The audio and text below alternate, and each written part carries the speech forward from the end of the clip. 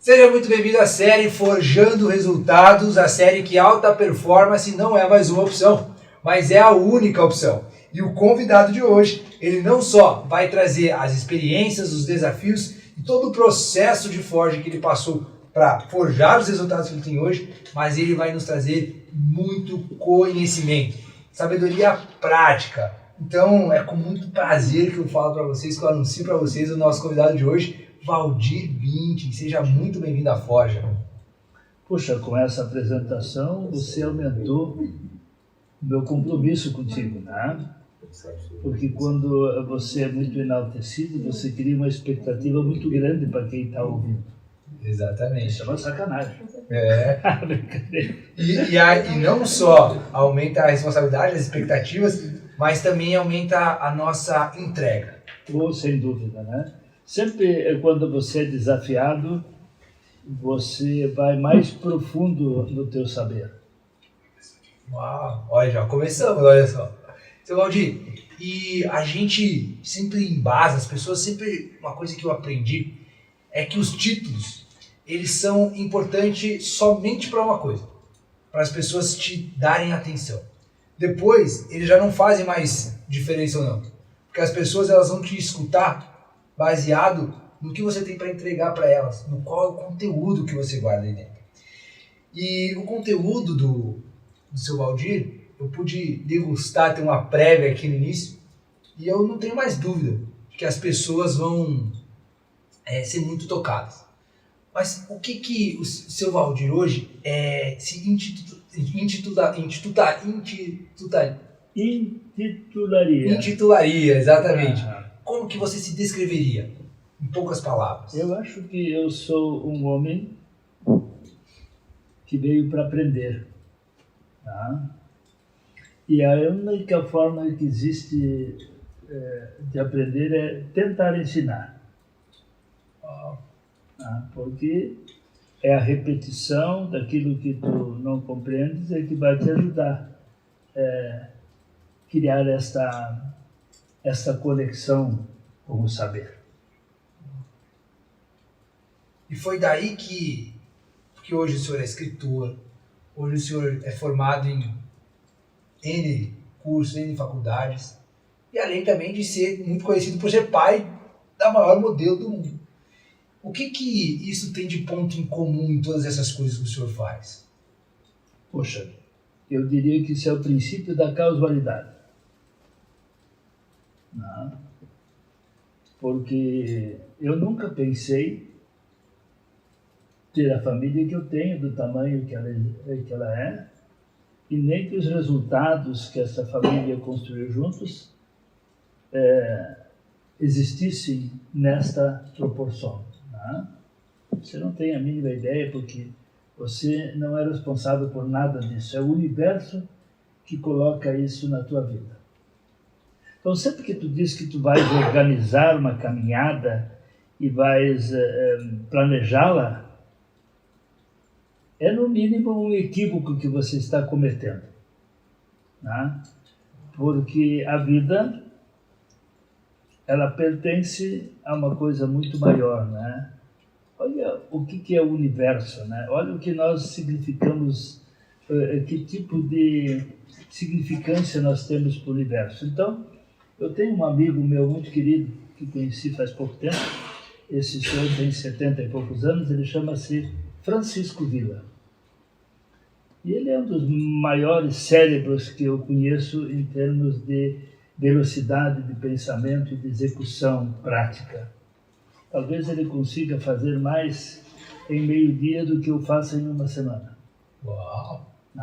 Por quê? Por causa da simplicidade de ele resolver os problemas. Né? Ele não tenta sofisticar, ele fala com naturalidade sobre essas coisas que nós estamos falando agora. Né? Então eu perguntei, mas Villa, você que foi contratado pelas maiores empresas do mundo para fazer os trabalhos delas, no que elas se basearam para te escolher? E aí ele disse, nem eu sei. mas eu parecia que eu representava a solução para eles, eles acreditavam nisso. Então, sempre que alguém acreditar em ti como solução, você vai ser. Uau. E quando a gente para pensar nisso, quando eu paro para pensar nisso, eu fico tentando imaginar, hoje a gente, os livros que o senhor escreve, que já escreveu, as coisas, os assuntos que o senhor traz, tem muito a ver com o que o Forjando Resultado prega, né? Sobre acreditar no potencial que as pessoas têm, que elas podem exercer e tudo mais.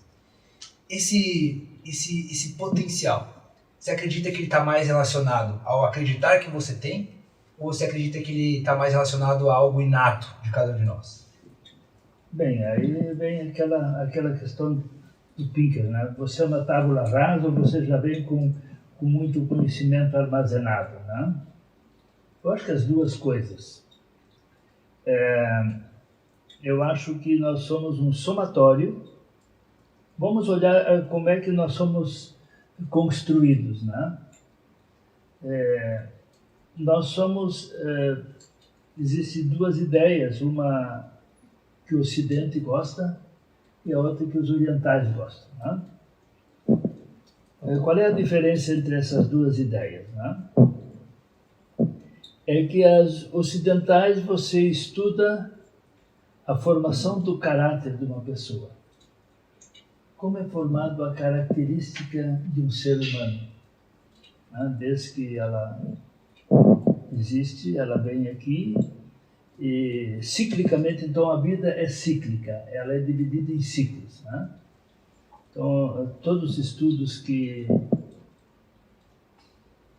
me permiti fazer, elas falam dos ciclos de 7. Então, tudo para mim também é 7. Né? Então, eu tenho hoje 73 anos. Então, eu já passei muitos ciclos de 7 aprendendo coisas. Né? Mas o principal aprendizado que acontece na nossa vida acontece do 0 aos 21 anos. Tá? Então, você, no primeiro período, você, até os 7 anos de idade, você tem todo um suporte da tua família, dos teus pais, etc. e tal, tentando te colocar limites, etc. e tal, e que hoje é tão difícil de ser feito. Né? E depois, aí, quando a criança sente frio, ela não tem discernimento para saber que aquilo é um problema. Então, como pai e como mãe, você tem que ser enérgico suficiente para dizer que ele precisa fazer o que tu está mandando, e se ele não quer fazer, tu tem que investir nele para ele se proteger.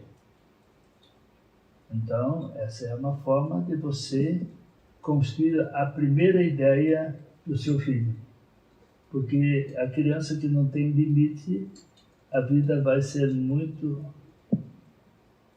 problemática para ela. E depois que você fez isso e que você conseguiu construir esse primeiro período, vem os 7 aos 14, onde tu já tem um monte de amigos, você já sabe da internet muito mais que seu pai e a sua mãe, eles nem sabem o que tu anda aprontando, né? Então você acha que o teu pai e a mãe não são de nada, não sabem nada, estão mais por fora, como diz outro, do que pneu de lambreta. Então, o que acontece com isso? Nesse momento, tu não pode mais vestir o casaco. Tu tens que negociar, em vez então de forçar a criança a colocar o casaco, tu tem que enrolar na barriga dela e fazer a seguinte colocação: olha, se esfriar, tu põe. Leva.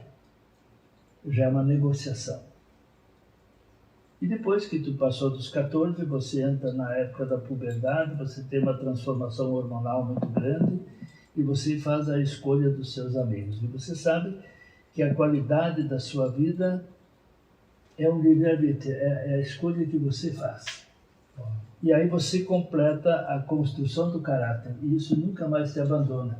É com esta base que tu vais enfrentar os outros anos da tua vida. Os próximos períodos de 7, de 7, de 7, de 7. Né? E junto com isso você vai fazer escolhas. E as escolhas, elas funcionam assim. Uma vez as minhas meninas me perguntaram sobre isso. Pai, por que você escolheu esses padrinhos para a gente? Uau! Eu disse, filha, por um motivo muito simples. É assim que o seu pai pensava, é assim que o seu pai vibrava. Tudo é escolha, é vibração. Você escolhe os seus pais por identificação. Né? Exatamente. E em cada período você vai ver, você é muito jovem ainda, né? Mas você vai descobrir que em cada período da vida você terá relacionamentos diferentes, vai conhecer pessoas diferentes, vai ter pensamentos diferentes. Então, isso é a vida. A vida é uma caminhada cíclica. Eu te pergunto isso porque o resultado, ele é consequência de algo. E quando eu ouço o senhor falar, eu entendo, os meus olhos entendem isso de uma sabedoria tremenda. E eu fico pensando, do que é esse resultado, essa sabedoria é consequência do quê? Como foi que o senhor chegou a esse resultado, a esse conglomerado de sabedoria? Você acredita que a sua trajetória, a sua infância proporcionou isso? Ou você acha que é mais relacionado a uma habilidade do senhor? Eu acho que quanto mais problemas a vida te dá, mais ela te inspira na busca das soluções. Tá? Existe um trabalho muito grande que países tiveram que fazer no pós-guerra, que chama-se Diagrama de Ishikawa. É uma ferramenta de gestão que te permite olhar para os problemas que você tem. E quem não consegue escrever os seus problemas não consegue dar solução para eles. Tá? E esse diagrama, o que é o diagrama de Ishikawa? Ele é uma espinha de peixe, né? Você escreve o problema e aí você abre as espinhas e você vai colocando as causas e vai aprofundando elas. Então, é uma ferramenta monumental que os japoneses usaram na época, porque eles acreditavam que o imperador era um deus, eles foram literalmente bombardeados na Segunda Grande Guerra, perderam toda a sua autoestima, perderam a guerra, perderam tudo e tiveram que se reconstruir, né? E a ferramenta que permitiu eles entenderem a imensidão de problemas que tinham foi essa ferramenta. Diagrama de Ishikawa, que é deles lá, que é japonês. Né? Então, eu posso dizer que quando você... E aí, voltando, né? A vida, por exemplo, eu vou avançar um pouco no tempo.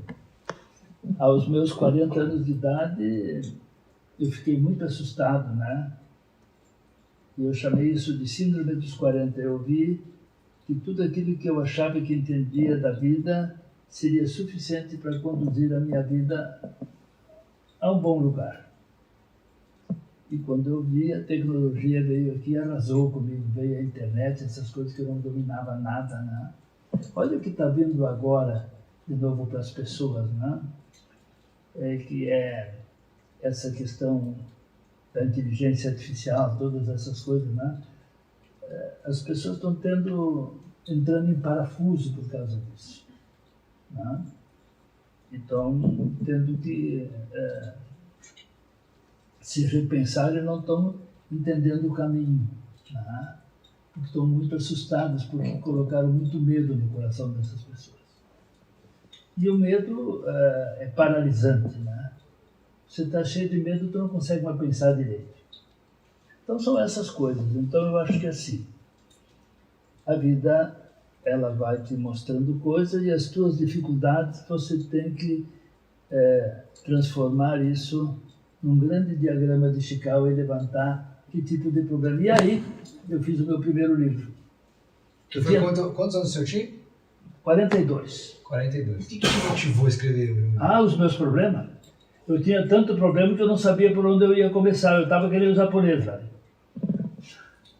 Então, o que eu tive que fazer? Aí eu escrevi os meus problemas, quando eu vi, eu tinha um livro com os meus problemas, né? Então eu vi que esse cara que eu era não tinha chance. Eu tinha que me repensar. Aí eu dei o título para o livro. Como construir a si mesmo. Simplório, muito. Era tudo o que eu podia fazer com o conhecimento que eu tinha na época, né? Era muito prático, né? Era o óbvio, né? Eu tinha que olhar para os meus problemas, né? Sem que eu resolvesse aqueles que eu tinha, como eu ia fazer? Então, a vida é assim. E quando foi que você decidiu escrever esse livro, esse primeiro livro? Mas hoje o senhor já deu centenas de treinamentos pelo Brasil todo. Quando que você começou a despertar para isso do tipo assim, ó, preciso levar o que eu sei para outras pessoas? O que te motivou a você querer contribuir com o próximo, por exemplo? Olha, eu acho que nem foi, vamos ser muito honestos, né? Foi a necessidade. A necessidade é especialista em estratagemas, né? Necessidade no sentido financeiro, senhor. Sim, quando tu tem família grande, tu tem que te virar nos 30. Né? Então eu não tinha escolha. Tanto é que na época eu me lembro de uma coisa que a gente fez de forma equivocada e fomos manipulados nisso, né? Que foi fazer marketing de rede. Já ouviu falar nisso? Já. Incrível, né? Como centenas e centenas e centenas de pessoas inteligentes fizeram aquilo, pensando que aquilo era possível, né? Meu Deus do céu. Então, você vê como tu pode ser manipulado pelos outros e o risco que isso tem. E somado com uma necessidade muito grande. Então, quanto maior a necessidade, maior é a capacidade que os outros têm em nos manipular.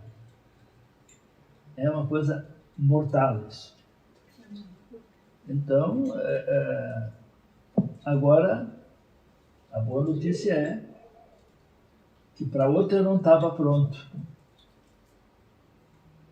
Para a turma da internet, etc., aquela transformação toda, eu não estava pronto.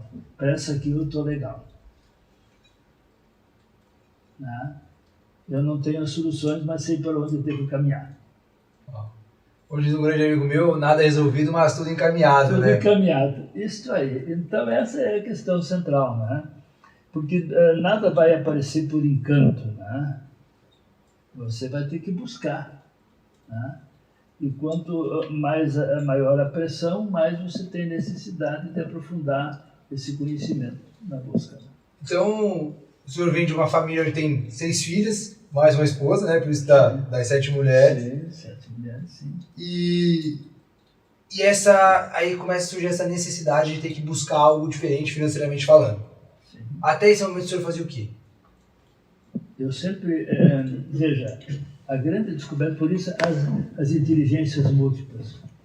Eu te disse a importância disso, né?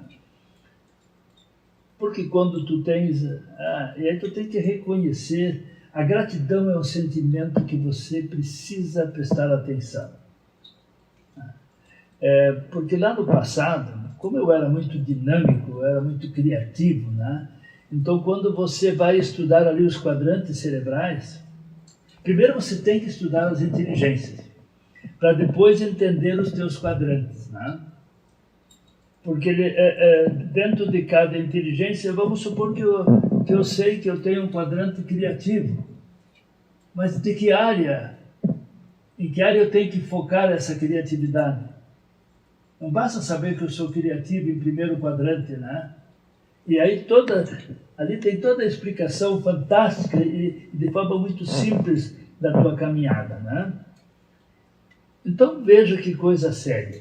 No momento que eu descobri, eu pude fazer um olhar mais sério para dentro de mim, que era a busca do autoconhecimento, e como eu descobri as minhas inteligências, porque antes eu era vendedor, eu só não vendia casa pegando fogo, todo o resto eu vendia porque eu tinha facilidade para conversar com as pessoas, convencê-las, né, daquilo que eu queria, porque eu tinha capacidade de persuasão muito forte, né? Mas aí eu me lembro que eu tinha um amigo que voltou de um voo, e nós éramos amigos desde os 9 anos, e o que é um amigo? Amigo é o cara que você aprecia, gosta de ti, você se identifica, e isto é para a vida toda. E se não é para a vida toda, é porque não era teu amigo. Simples. Simples. A lógica que você usa lá nas tuas coisas, né? Né? É um conceito, né? Simples. Entender na área comportamental. Então, esse amigo me disse, olha, Valdir, eu vi uma coisa que eu preciso... Nós tínhamos uma imobiliária juntos. Eu vi aqui, vindo de avião, eu vi que tem uma área aqui que está fazendo um loteamento incrível, eu quero que tu calcule isso, que tu faça isso, porque eu acho que isso, né? A gente sabia, nós moramos numa cidade muito especial, chamada Horizontina. Você é natural de Horizontina. Sou nascido e criado. Gaúcho. Então, assim, o que acontecia? Tenta imaginar uma agricultura da enxada, etc. e tal, e agora é substituída por uma atividade mecânica, e que aquilo que era feito com a enxada e por famílias grandes, agora é feito por máquinas, então sobram todas essas pessoas na agricultura daquelas famílias grandes sem ter o que fazer. Então houve um êxodo rural, quer dizer, as pessoas saíram do interior do campo e foram para a cidade trabalhar nas indústrias. Essa transformação dos anos 65 em diante. Isso o senhor com 20 anos? Aos 21 anos eu já era gerente de uma empresa que vendia máquinas agrícolas, essa coisa, né? Mas eu... Sem estudo? Não, eu já fazia faculdade. Então o senhor já vem de uma família financeiramente estruturada, assim, porque na época não era muito normal, né? Vamos dizer assim, eu tinha um pai que sabia que isso era importante. Ele fez o possível para que a gente entendesse isso, né? Então eu fazia faculdade de Ciências Políticas e Econômicas em São Leopoldo. Mas eu não ia passar lá nunca, né? Porque eu não era um bom estudante. Eu gostava mais era de boate. Como a maioria dos jovens, né? Normal. Então, o que aconteceu, né, realmente? Quando ele disse que ele tinha sido escolhido o prefeito de Horizontina, ele queria que eu voltasse. Meu Deus do céu, a minha alegria foi imensa, né? Porque eu tinha uma namorada que eu gostava demais, eu queria casar com aquela moça, e se ficasse estudando lá, ia ser em 1900 de outubro isso, né? Então, quando eu tive essa oportunidade de ir para casa, então esta menina, que é hoje a minha esposa, transformou a minha vida e fez com que mudasse o meu foco quanto à responsabilidade. E a partir daí eu me tornei uma outra pessoa. Aos 21 anos? Aos 21 anos. Então, tudo era em função de construir uma família, etc. e tal. Então, era incrível como a minha vida se transformou por causa desta minha companheira, né? E eu acho que Pode falar. E aí, voltando àquela história lá do meu amigo que viu o loteamento, né? E ele disse, Valdir, vamos fazer o seguinte, eu te dou 20% desse empreendimento se você construir esta ideia do projeto, né, e viabilizar ele. Mas, meu Deus do céu, incrível. Então, foi a primeira vez que eu ganhei alguma coisa na vida, né? E foi por causa da habilidade do meu amigo, não da minha. Quando as pessoas entendem de negócio e sabem o que é bom, e você apenas ajuda a operacionalizar, tu vai junto, tu vai no vácuo, né? Então, o que aconteceu para mim? Nós conseguimos fazer do loteamento uma sobra de 150 terrenos, eu tinha 20%, acabei da noite para o dia tendo 30 terrenos meus. Uau! Pensa. E aí esse meu amigo estava esses dias caminhando na praia e nós estávamos conversando pelo telefone, eu disse, olha, preciso te fazer preciso te dizer uma coisa muito profunda, né? Dizer muito obrigado por sempre ter sido meu amigo e você teres construído resultados na minha vida que eu nunca teria tido, né? Porque na época 30 terrenos era algo muito expressivo. Meu Deus, ainda é hoje. Mas tipo, na época ainda é algo muito... Então imagina, quer dizer, então eu sei quando eu tenho que buscar os que sabem. Aprendi lá. Porque essa é uma sabedoria que nós temos que desenvolver. No que o outro te completa. Por isso que nas nossas diferenças está a nossa grande força. Uau. E você entendeu isso aos 21 anos? Eu entendi isso na época da nossa imobiliária, que foi nos anos 76, 77. Né? E aí foi quando você começa a de fato, crescer, ascender não só como responsabilidade, né? Mas como financeiramente também. Eu acho que assim, a vida ela não te dá tudo de vez. Ela te dá umas coisas e te tira outras, né? Eu acho que eu cresci muito profissionalmente com isso, né? A minha maturidade também em termos de família e de trabalho se transformou, mas algumas coisas, que é a potência de agir que você cita muito, né? Quando tu acha que pode muito, esse é um grande problema que tu tens. Porque isso te tira muito da humildade. E a gente sempre fala aqui que a linha entre autoconfiança e soberba, ela é muito tênue. Meu Deus do céu, ela é um fio. Um fio. Então, isso também eu só aprendi mais tarde, né? Porque a vida tem que te dar solavancos para você sentir. Né? Então, por isso que a gente diz que os problemas te estimulam a pensar e te curam dos grandes males que você pode ter. E aí você começa a construir, então, acumular uma série de habilidades. Hoje Vamos olhar assim. Então eu não tinha certeza de nada, né? Porque tanto é que eu naveguei até os 40 e quando eu fiz 40 e poucos anos é que surgiu. Eu dava cursos de negociação em todo o Brasil. Tá, então entre você ter uma imobiliária, entre você ter uma imobiliária e começar a dar esses cursos de negociações, que você se torna pai também. Sim, puxa, para ter 6. Nesse período. Isso, nesse período. E aí, quando que o senhor percebeu que, por exemplo, não tinha mais essa segurança com a imobiliária, que você decide, preciso fazer algo novo? Não, era imobiliária. Junto com a imobiliária eu tinha construtora, eu tinha pedreira, eu tinha um monte de coisas, né? Que não tinha nada a ver com as minhas inteligências. Olha se pode. Né? Então, por que eu entendi isso? Nós tínhamos ido fazer uma pescaria e tinha um menino lá maravilhoso que era organizado, um detalhista. Ele comprou 14 caixas de pescaria iguais para todos nós e botou lá dentro os papéis que nós tínhamos que cuidar para que a gente já arrumasse os anzóis em casa, não fizesse em cima do rio. Eu nunca tinha ido pescar, foi em 86, 85, 86. E daí eles deram o melhor pescador para mim, porque eu nunca tinha ido pescar, para que ele me ajudasse a tirar algum peixe, enfim. O que aconteceu de manhã quando a turma saiu? O meu pescador, que era um prático incrível, ficou dormindo.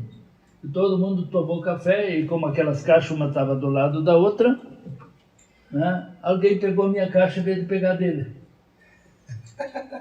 E de noite, quando o cara voltou para casa, da pescaria, nós estávamos jantando e ele bateu a caixa em cima da mesa e usou a seguinte palavra: quem é o doente dono dessa caixa? Aí ele abriu a caixa, em vez de ter anzol bonitinho lá, tinha olina, engolfe, tinha todos os negócios. O que eu estava falando hoje da intuição, né? O que a vida me mandou como aviso? Que eu estava adoecendo. Porque aquilo que eu estava fazendo me deixava doente. Lógico, era perceptível isso, né? E aí eu tomei uma decisão, isso foi em agosto daquele ano. Eu disse, este ano ainda me livro de tudo que eu estou fazendo, nada disso eu quero fazer mais. Aí eu era contador, eu tinha corretor de imóveis, porque eu era, né? Eu me livrei de tudo aquilo e vendi para os meus sócios e para as outras pessoas.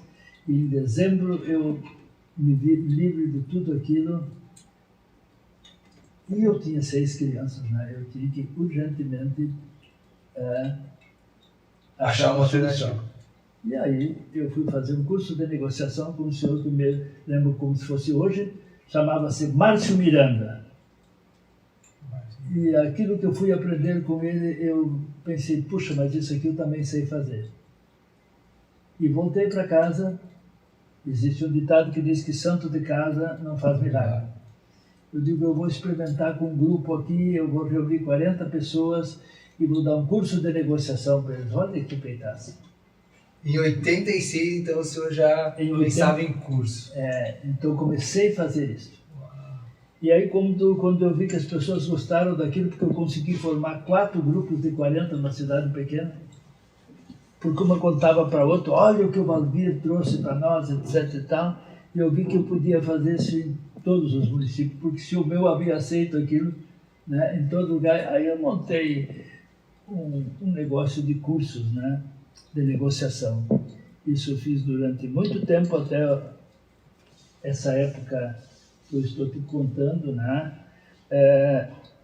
E aí vieram as faculdades, vieram as pessoas que tinham feito o curso comigo, e quando eu fui voltar lá para ensinar alguma coisa, o meu mercado tinha sido tomado pelos próprios que se qualificaram. Uau! Tá, então, primeiro eu percebi uma coisa aqui, que o senhor ele vai meio contra a mão do mundo, porque a gente percebe que qual que é o mais comum? É as pessoas, quando têm uma necessidade, procurar mais negócios, procurar mais dinheiro, procurar mais formas de aumentar isso. O senhor tinha uma série de negócios e decidiu vender. Por quê? Porque todos eram negócios que tinham uma característica comum. Eram negócios a céu aberto. Quer dizer, você tinha pedreira, que dependia do tempo, você tinha empresa de calçamento, que dependia do tempo, você tinha construtora, que se chovesse. Então, todo aquele meu grupo, que era bastante grande, parava de produzir. Ah, entendi. Então era mais um olhar em termos técnicos mesmo. Crítico dos equívocos que eu estava cometendo ao... Né? Uau, sim. E, obviamente, eu tinha que mudar. E dar treinamento não chovia na minha cabeça. É verdade. Que legal, né? Então foi uma mudança. E aí eu entrei na área de treinamento e nunca mais saí. Até hoje eu faço isso. Você se encontrou aí? Com muita alegria. Então o que eu entendi? Que a minha inteligência, lógico, vender sempre é uma coisa legal. Você ser um comunicador sempre é uma coisa legal. Você ser persuasivo, mas você entender, olha que coisa, presta bem atenção para isso, que isso é fundamental. A vida te dá aptidões, certo? Quando você descobre da área das inteligências envolvidas nessas aptidões, é que você pode buscar fazer isso acontecer, né? Então eu entendi que, por exemplo, quando eu estudei minhas inteligências, eu vi que eu tocava violão, gostava de música, eu jogava bem futebol, né? Uau, Então fazia um monte de coisas, mas que não tinha nenhuma dessas coisas eu era capaz de fazer pelo tempo necessário para me qualificar pela repetição. Muito com o lance de ser constante, da disciplina. Não tinha esta coisa junto, né? Que era o resultado de vida daquilo. Eu gostava de tocar violão porque era lindo de cantar, fazer serenata. Eu gostava, então não tinha sentido aquilo para sustentar 6 crianças. Eu precisava entender que eu tinha que fazer uma coisa que os resultados, que eu podia ampliar esse conhecimento e transformando ele, tornar ele uma coisa muito legal, né?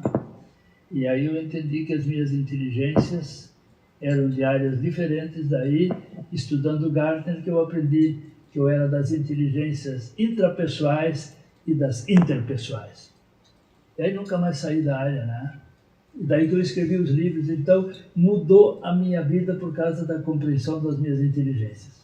Foi quando você se descobriu, se encontrou. Sim. Que é o que a gente chama aqui, né, para o pessoal que está assistindo, de quando a gente acha a função da nossa ferramenta. Isto. Quando a gente acha a coisa mais importante que a vida deu de presente para a gente, que é a aptidão, e transforma isso num grande talento. Eu acho que uma das coisas mais desafiadoras que tem nesse processo é transformar esse dom, essa habilidade em resultado. Porque, imagina só, um jovem lá, ele sabe que joga muito bem futebol, ele sabe que tem o potencial para ser um grande atleta. E aí ele se pergunta o seguinte, tá, mas beleza, eu tenho potencial, mas o que eu preciso fazer nesse meio caminho entre ter o potencial e se tornar um grande atleta? Hoje o Valdir, com toda essa experiência na prática, o que você vê que você acha que é fundamental para você conseguir transformar essas aptidões num resultado concreto e expressivo, por exemplo? É bem simples. Você não pode apostar apenas naquilo que você gosta.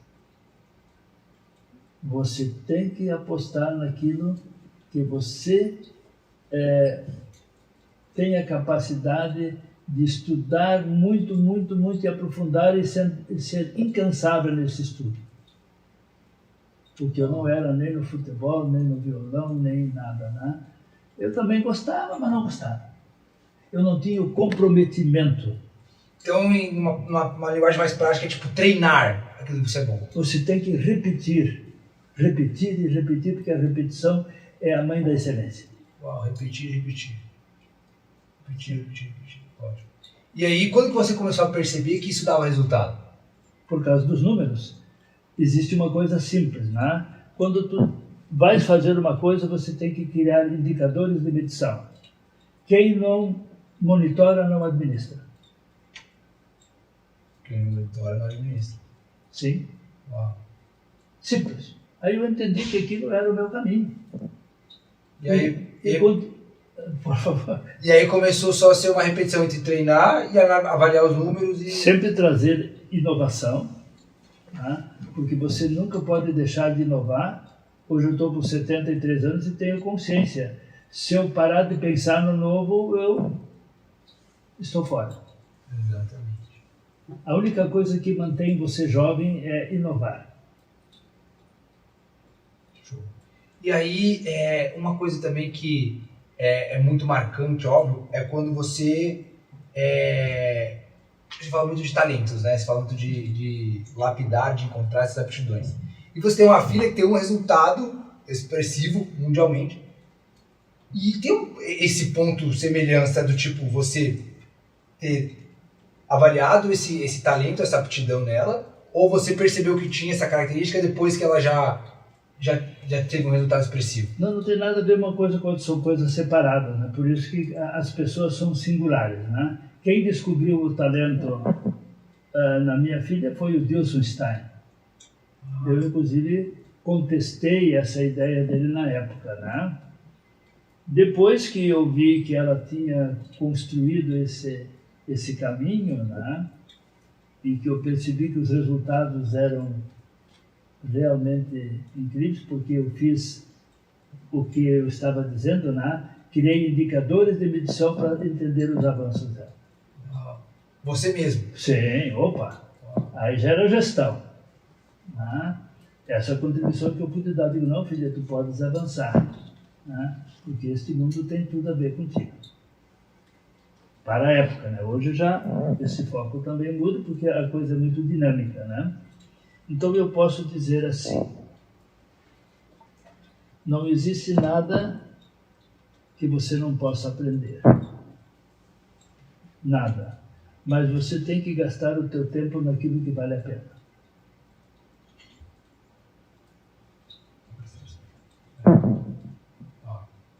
Porque esse é teu único patrimônio. O tempo é teu único patrimônio, né? Se você gasta ele mal, né? E quando a gente ouve algo nesse sentido, parece, e de fato é, muito simples, muito fácil de entender. E na prática a gente demora muito tempo para conseguir filtrar essas coisas, né?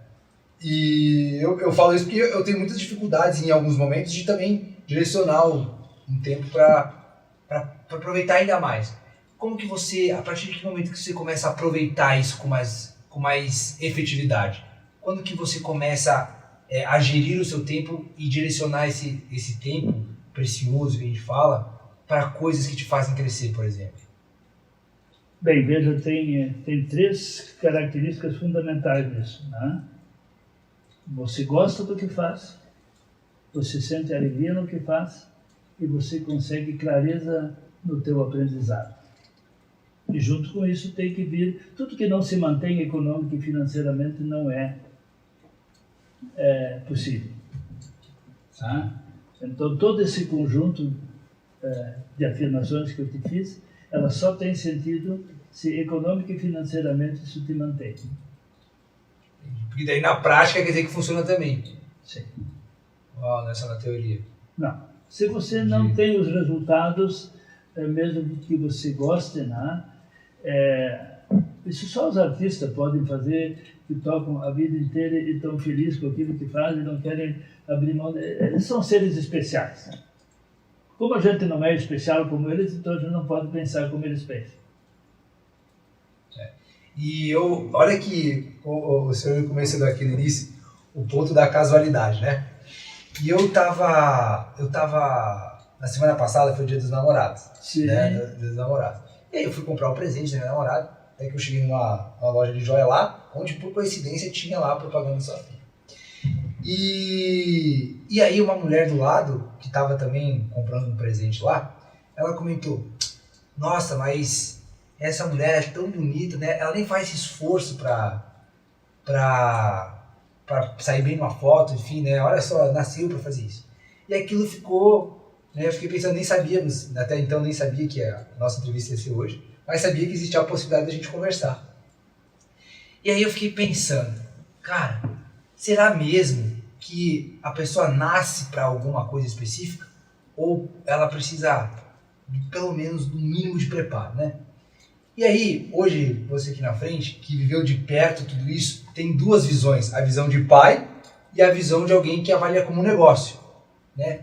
Como que você avalia isso no sentido de aptidão, nascer para fazer isso, e o preparo? Qual que é o peso de cada uma dessas? De se preparar, é 50% cada um? Ou tem uma coisa que precisa mais, que vale mais, que pesa mais na balança na hora de ter um resultado? É uma coisa que eu não saberia responder. Né? É de tal profundidade e complexidade que só a pessoa que vive isso pode dizer. Tá? Você olhando de fora não tem como perceber isso. Né? Mesmo participando diretamente do processo. E até porque você não participa. Existe uma coisa incrível. Né? Eu tenho todas essas meninas onde parte delas trabalham juntas. Eu tenho 6 meninas, 5 trabalham no mesmo projeto, em áreas diferentes, porque nas diferenças estava a força delas. Preciso que cada uma entendesse qual era a função. Né? Então a única que não trabalha junto, trabalha em outra área, mas queria fazer concurso, é juíza federal há 20 anos, etc. e tal, e viajou por esta área ali. Né? Então eu posso dizer o seguinte, você não consegue misturando a energia, quer dizer, você como pai vai trabalhar junto com essas crianças, né? Não vai ser legal, porque tu perde o fundamental em ti, que é a orientação como pai. Você vai misturar interesses que não são legais. Então eu nunca trabalhei junto com as minhas meninas. Sempre que elas queriam, podiam vir até mim para conversarmos sobre o que eu achava do que elas estavam fazendo. E eu sempre podia ter essa espontaneidade sem nenhum interesse de qualquer ordem. Porque eu sempre queria ser o pai. Isso é uma sabedoria tremenda, porque eu fico pensando assim, eu sempre me coloco em algumas situações que eu fico tentando imaginar o tamanho do desafio. Eu consigo ter uma vaga percepção do que você passou, porque quando eu tinha 16 anos, 16 para 17 anos, eu estudei numa sala de aula que tinha eu e mais um amigo, mais um menino, e o resto da turma era todas meninas. Eram 20 meninas, se eu não estou equivocado. Então eram 22 alunos, eu, 2 meninos, né? E 17, 18 meninas aí. E aí, eu lembro do desafio que era quando existe um grupo muito grande de mulheres no mesmo lugar, das coisas, de ter uma certa harmonia, né? Até pelo temperamento diferente de cada uma delas. E aí eu fico imaginando, você como pai numa casa, onde tem uma quantidade muito grande de mulheres, você é o único homem, você precisa se colocar nessa posição de conselheiro, de pai, de instruir todo mundo, direcionar todo mundo. Resultados expressivos acontecem ali dentro, ou seja, é um ambiente de uma pressão maior ainda. Como que você lida com tudo isso? O que você aprende dessa situação, dessa oportunidade que teve de vivenciar? Qual que é o seu maior aprendizado disso tudo? Poxa, De viver num ambiente como esse? Que eu tive essa sorte, né? Porque elas dizem assim, pai, você era osso duro de roer, por isso que a gente veio entre muitos para ver se a gente tinha direito. E deu certo ou não? Ó, tá dando, né? É uma caminhada, né? Então eu sempre digo que a vida é uma caminhada, né? Você não sabe quando ela termina, você sabe que tu tens que aproveitar cada momento, né? Como uma coisa, como uma dádiva, né? E vamos embora. E o que se... Quando você transforma... Você tem uma certa habilidade em transformar essas coisas em ensinamento. Eu já percebi que você é muito bom em fazer isso. O que você tira de habilidade, de aprendizado de uma jornada como essa? De você vivenciar uma situação num ambiente como esse? Veja, eu venho de 4 irmãos. Éramos 4 irmãos. Hoje somos só 3, só filhos homens, né? Totalmente diferente. Totalmente diferente, né? Então eu tive esse largo aprendizado na minha casa paterna. E aí eu venho para minha casa, para minha família e tudo muda, né? Olha que coisa grandiosa a vida fez comigo, né? Uau. Exatamente. Então, eu aprendi dos dois lados, né? Essa paciência, essa tranquilidade que você transmite, você acha que é de ter vivenciado esses dois lados assim da moeda? Ou você acha que é algo mais relacionado com o tempo? Não saberia dizer. Eu acho que a maturidade, ela existe sim, à medida que você envelhece, você fica um pouco diferente. Né? Por exemplo, hoje eu tenho uma preocupação, né?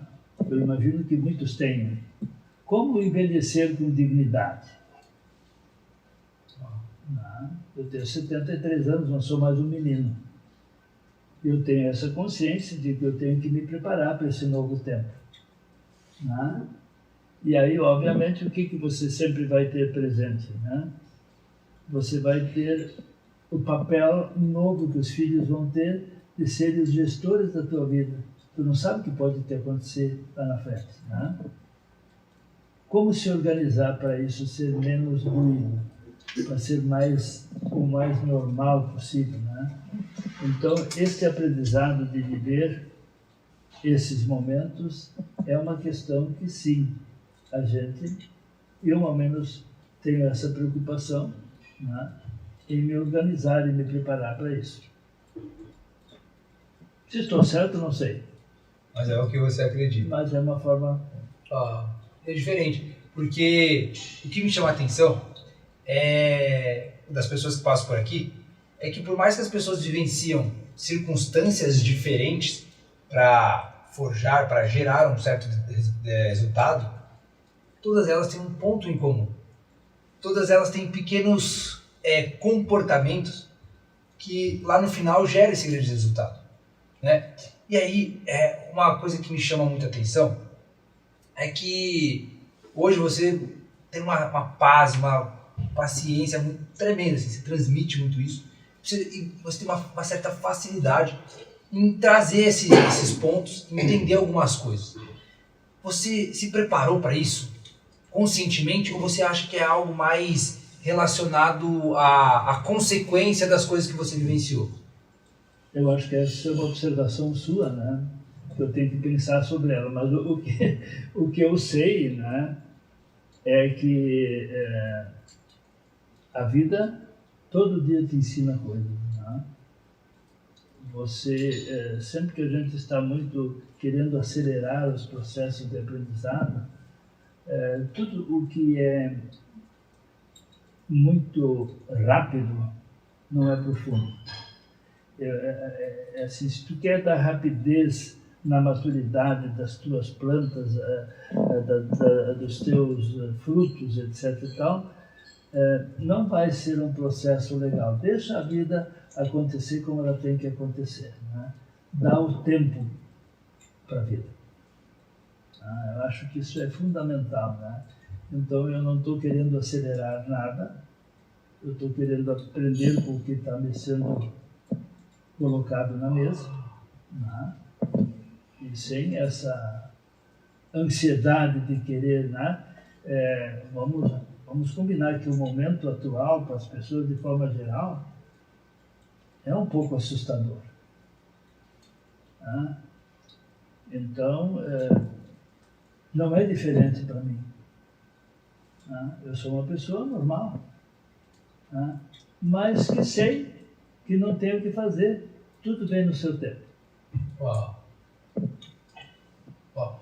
E eu acho muito de uma profundidade tão grande parecer simples e ser, ao mesmo tempo é tão difícil de colocar em prática, né? Porque quando a gente pensa em resultado, e a gente fala de não só resultado financeiro, mas como um todo, né? Desde ajudar o outro, pô, como que eu faço para ajudar ainda mais pessoas? Como que eu faço para levar essas coisas para ainda mais pessoas? Foi o que eu te falei no início, do princípio tempo ser o mais desafiador de todos. Deixa eu só te contar uma coisa legal. Esse projeto que nós estamos pensando, veja, o mundo do livro foi muito castigado ultimamente, como negócio. Sim. E isso afetou muitas e muitas pessoas que escreviam, Já escrever livro já é um problema, porque isso não dá dinheiro, isso dá uma satisfação enorme, né? E o resultado financeiro é pífio para 99% das pessoas. Você coloca o teu tempo nele, mas a alegria de você gerar um conhecimento que pode ser útil é legal, né?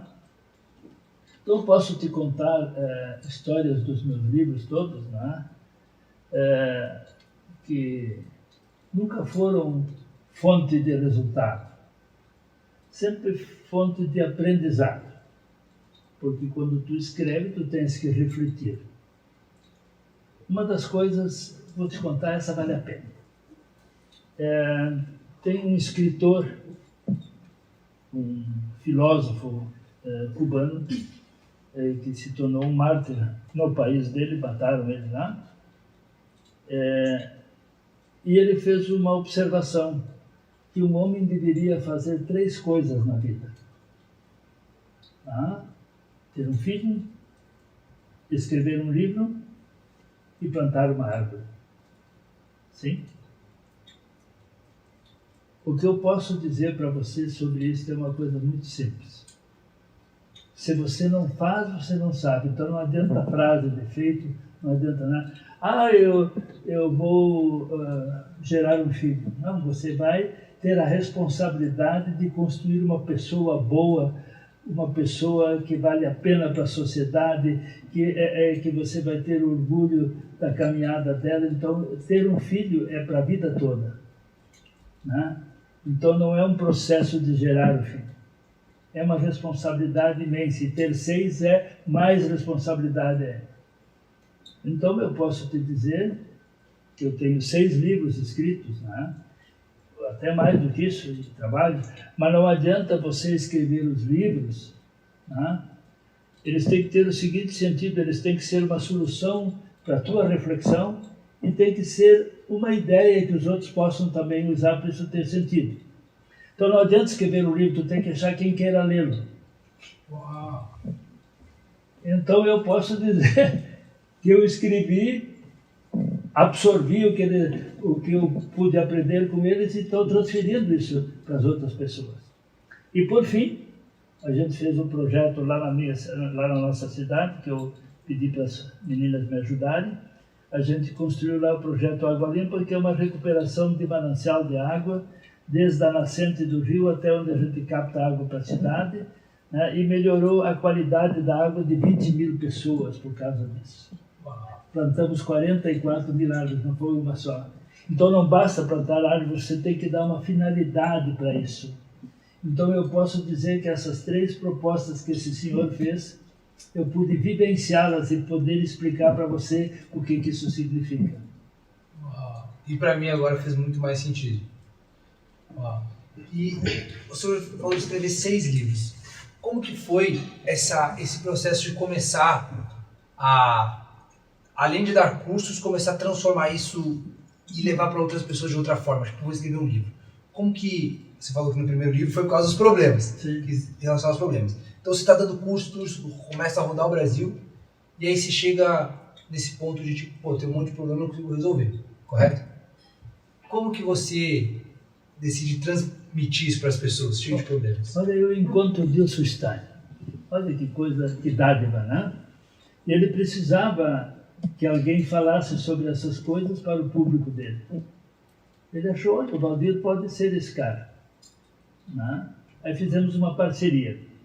E na parceria eu achei uma forma de vender os meus livros. Cada pessoa que ia lá no curso dele tinha que comprar um livro. Ele dava o livro de presente junto com o curso.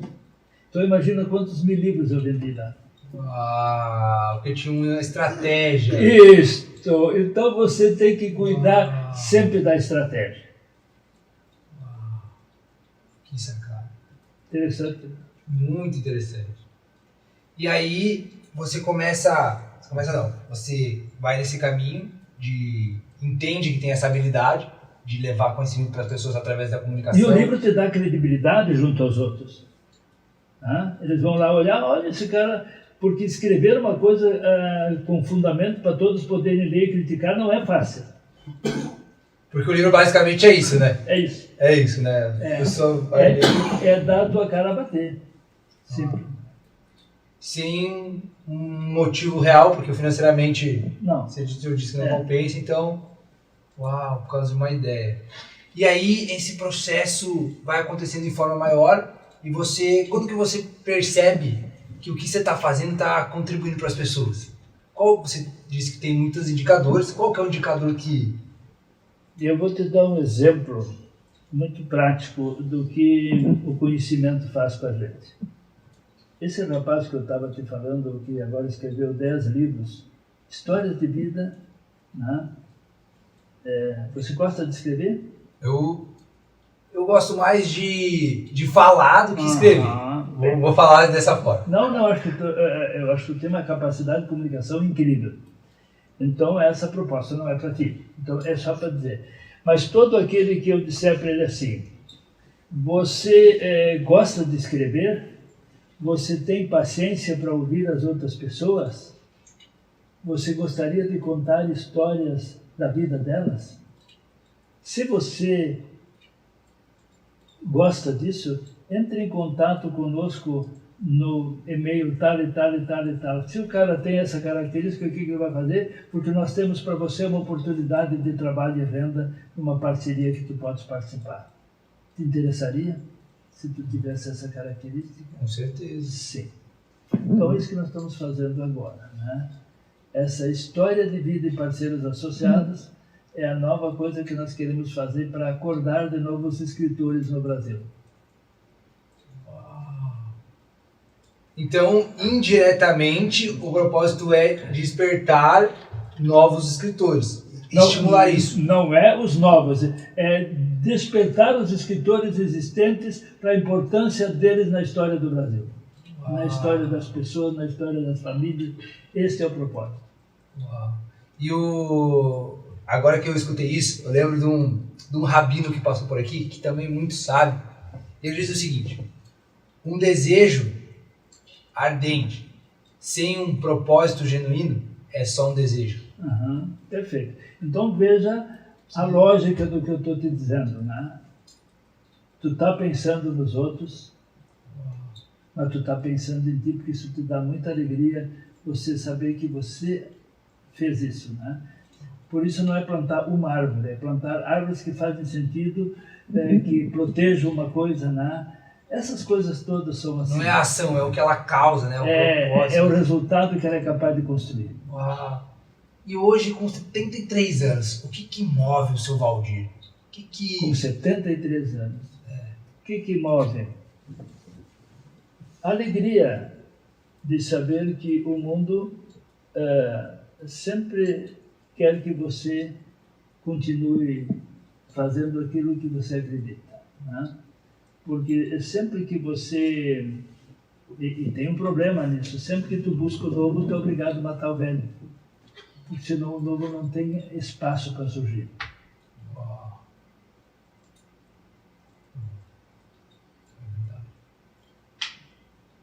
E como que você percebeu isso na prática? No dia a dia, né? Quando tu está querendo fazer uma coisa e não está querendo sair da sua zona de conforto e nada acontece por causa disso. Tu está feliz com o teu ponto antigo? Não vai acontecer o novo. Porque o novo é um desafio. E tu não sabe se vai funcionar. Então tu cria uma situação confortável ou desconfortável para ti. E quando você chegou, você falou uma coisa que me pegou muito de surpresa, vou usar esse adjetivo. Você falou assim, eu estava lá na academia e eu vi fulano de tal. Eu pensei, mas olha só, 73 anos, e querendo ou não, a academia, para qualquer pessoa, é uma zona de desconforto total. E você procura ainda, aos 73 anos, se colocar em desconforto para gerar um certo tipo de resultado? Qual que é o propósito? Gestão de saúde ou é... Não, é saúde. Se você não fizer isto, você amanhã depois não consegue levantar quando velho. Porque a tua musculatura, os teus joelhos não vão te sustentar. Então você precisa cuidar disso. Eu acho.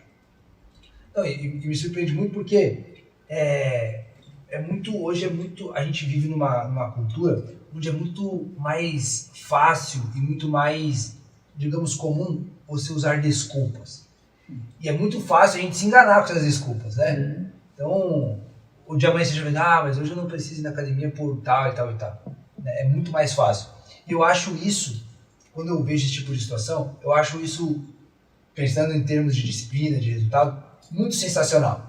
Porque você teria N motivos para dar uma desculpa para não ir, ou para fazer N coisas, ou para não escrever mais livros, e eu vejo muito ao contrário isso no senhor. De estar buscando mais e novos projetos, e essa energia, você acha que isso está muito alinhado com o seu propósito, ou está mais relacionado com algo, vou passar meu tempo, vou fazer algo para mim? É a certeza de se manter vivo. E de não envelhecer, porque a idade não pode te derrubar, né? Porque eu acho que essa é uma coisa fundamental. O novo, a inovação, gera curiosidade, e a curiosidade te mantém vivo. E hoje, quando muitas pessoas, eu acho que uma coisa muito comum que a gente escuta é que uma pessoa, quando tem uma determinada idade, ela fala o seguinte: se eu tivesse a cabeça que eu tenho hoje, lá naqueles meus 20 anos, eu faria muita coisa diferente. Com toda certeza. Né? Hoje, se você pudesse mudar algo, o que o seu Valdir mudaria? Você mudaria alguma coisa? Faria alguma coisa diferente na sua trajetória? Não adianta nem pensar nisso, porque eu não posso fazer isso. Então, aquilo que é impossível, eu não penso. Né? Por que eu vou me preocupar como eu faria? Eu não posso fazer diferente. Eu preciso aceitar a forma que escolhi na época. Né? Essa é uma coisa... sobre o passado eu tenho uma coisa legal para te dizer. Sempre que tu quer confirmar as tuas características, para ver se elas fecham com o que tu está pesquisando sobre você, olha para o teu passado que as respostas estão lá. Ciclicamente você volta no tempo e você sempre vai ver que as respostas estão no teu passado e como tu era. Né? os relacionamentos que você tinha, o tipo de energia que você tinha, tudo isso está respondido lá no teu passado. Não vai ajudar você a estruturar o futuro, mas vai te contar como tu era. Né? Ah, eu era persuasivo. Tu vai olhar, em 1900 de outubro eu vendia tal coisa e eu era bom na argumentação. Então tu tem a resposta que tu está procurando, né? Então em cada época da vida, o passado te responde coisas de como você foi construído, de que tipo de relacionamento, que energia você era cercado, porque a qualidade da tua vida depende dessa qualidade dos relacionamentos e sempre será assim também amanhã. Eu acho que o fator tempo ele é incrível, porque tem coisas que só ele vai poder te ensinar, por mais que você busque.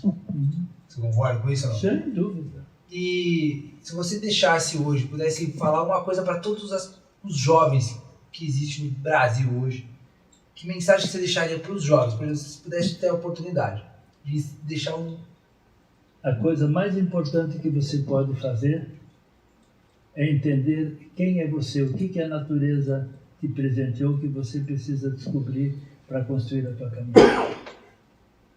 Isso é autoconhecimento. Quanto mais você focar nisso, mais tranquilo vai ser a sua vida. Focar em autoconhecimento. Ah, sim, você tem que entender quem é você. Quem sou eu? E depois você pode responder, e qual a minha grande paixão? Eu me lembro da minha grande paixão, tive que voltar lá no passado quando eu queria casar com a minha atual esposa. Né? Não tinha nada que se comparasse à paixão que eu sentia por essa jovem. Né?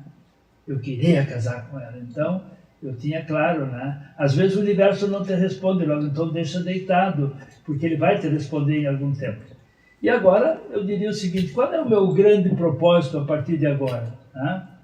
O que eu quero fazer pelos outros? Primeiro, era quem sou eu? Né? É toda aquela busca dentro de ti para saber que figura sou eu. A segunda é que tipo de paixão hoje te move, né? E a terceira, porque paixão é sempre em relação a você. Sim. E o propósito é sempre em relação aos outros. O que eu quero fazer pelos outros com o saber que eu tenho hoje? Né?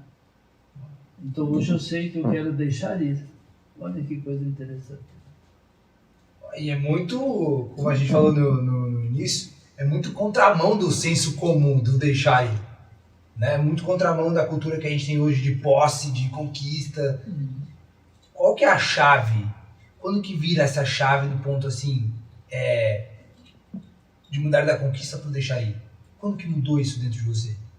Isso a gente não sabe, de repente ela se instalou. Talvez o Covid tenha ajudado, né? Quando o Tico e o Teco não estavam conversando, né? Eu disse, poxa, né? Que necessidade eu tenho agora de revolucionar o mundo? Nenhuma. Então vamos acalmar.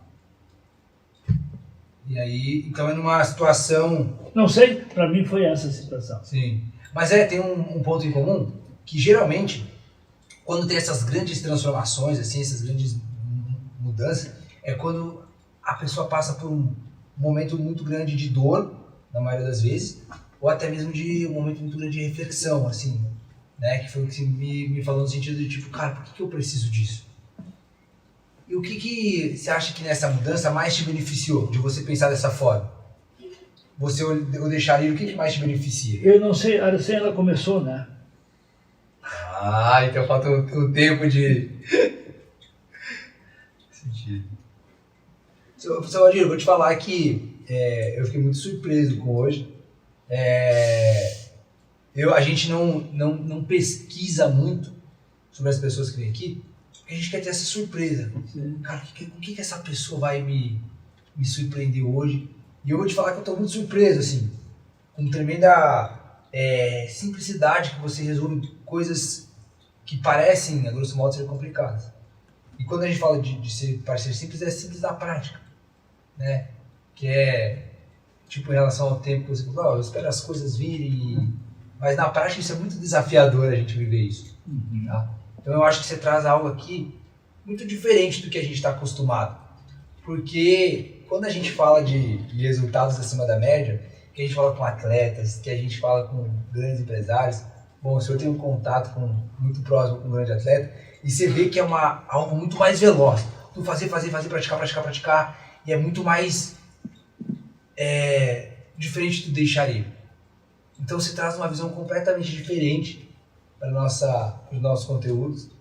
E eu fico assim, surpreso, tá? Então eu queria já te parabenizar em nome do Forjando Resultados como um todo, porque é muito legal quando as pessoas vêm com visões diferentes da gente olhar para a mesma coisa, que aqui nesse caso é o resultado. E isso mostra o quanto cada pessoa tem para nos ensinar. E quando eu comecei a fazer tudo isso, um dia eu escutei de alguém assim, ó, ninguém é tão bom o suficiente que não tenha nada para aprender. Uhum. E ninguém é tão ruim a ponto de não ter nada para ensinar. Sem dúvida. Quando a gente entende isso, a gente para escutar todo mundo. Todo mundo. Que bom com a paciência que tu teve comigo, né? E vou te falar que nem é tão difícil, porque quando a pessoa tem tanto para contribuir, não é difícil a gente escutar. Que bom, né? Então eu queria te agradecer, seu Valdir, pela presença aqui. E queria te dizer que as portas estão abertas para o senhor para voltar quantas vezes você quiser. Muito obrigado. Vai ser um prazer te receber, a gente bater mais papos, para a gente conversar sobre mais coisas, para a gente trazer coisas aqui que a gente não está acostumado a conversar no dia a dia, ou talvez as pessoas não estejam acostumadas a escutar no dia a dia. Você só fica com um compromisso comigo. Você vai encontrar com o Dilson Stein, com essa menina que está ali, e vai mandar a gravação disso que você e eu construímos aqui. Com certeza. Com certeza. E vai ser, vai fazer parte do meu patrimônio histórico. Uau. E eu vou te deixar outra coisa, vou te mandar junto ainda o feedback do que eu achar do seu livro, assim que eu fiz a por favor, será uma alegria bom? ter a sua opinião. E aí, você está convidado para vir aqui para a gente... Vou te mostrar o livro aqui, deixa eu pegar. Inclusive, Descubra-se a chave para a construção de grandes resultados. Se o Sr. Valdir tivesse que resumir esse livro aqui e falar o que é a chave para a construção de grandes resultados, o que seria? A busca do autoconhecimento. Você resume isso? Sim. Isso foi o que mudou a sua vida? Isso é o que eu escrevi aqui. E para você, na prática, funciona também? Esse é o conteúdo desse livro. A importância que os jovens podem buscar, né, como informação. Eu acho que esse é um trabalho interessante. Como informação. Eu acho que um dia, uma das frases que uma mulher que passou aqui, ela disse o seguinte: 99% dos seus problemas você vai resolver com duas coisas. A primeira, autoconhecimento. E a outra, dando certo na vida. É bem importante, né? E o que é dar certo na vida? É quando você utiliza o seu verdadeiro potencial e transforma ele em potência, seja na área que for. Uhum. Quando você consegue transformar isso, é o dar certo na vida. Uhum. É transformar a potência das suas aptidões em um resultado efetivo. Uhum. Né? Então, foi nessa linguagem que eu queria dizer. E eu parei para pensar em muitos problemas que eu tinha, o que eu achava que eu tinha, e realmente, com autoconhecimento e prosperando, dando certo, resolvia 99% deles. Você concorda com isso? 100%. Então, foi uma alegria estar aqui contigo, né? Então, fica com esse compromisso comigo de mandar isso. Muito obrigado pelos presentes que foram muito especiais, né? Aquele vinho nós vamos tomar com uma alegria incrível, pensando nesse momento. O senhor toma chimarrão ou não? Muito. Olha só. Sou um chimarrista, eu sou um tomador de café e um cara que toma chimarrão. E vou te falar que depois que a gente veio pra cá, eu sou de Santa Catarina, mas depois que a gente veio pra cá, a gente não tomou mais chimarrão. Não? E aí, depois que o Gilson falou que vocês todos são naturais do Rio Grande do Sul. Sim. E nós, eu levei o chimarrão para Costa Rica, para tudo que é lugar que nós levamos chimarrão. E pra cá o senhor não trouxe? Não, eu não trouxe porque o Dilson tem. Ou não tem, Dilson? Tem. Então, assim, da próxima vez que o senhor voltar, o senhor traz um chimarrão pra gente tomar junto, então. Vamos lá. Tá bom? Gente, até o próximo episódio, tá? E espero aí que você... vai estar todas as redes sociais aqui embaixo, tá? Sim. Embaixo desse vídeo. E o link também do livro a gente vai deixar aqui na descrição. E a gente se vê no próximo episódio. Até mais, seu Valdir. Um abraço a todos.